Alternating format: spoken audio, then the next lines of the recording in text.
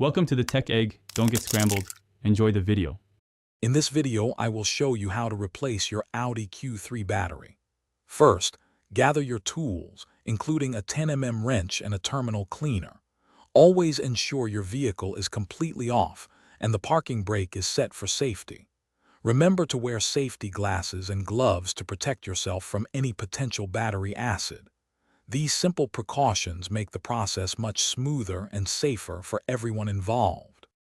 Now let's get to disconnecting the old battery.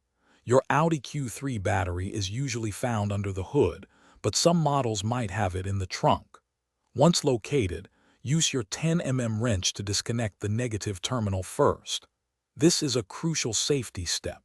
After that, disconnect the positive terminal and carefully remove any clamps holding the battery in place. Take your time to ensure all connections are loose. With the old battery out, it's time to install the new one.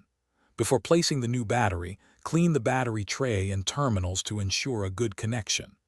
Carefully position the new battery in the tray, making sure it sits securely, then reattach the hold-down clamp. When connecting the terminals, always attach the positive terminal first, followed by the negative terminal.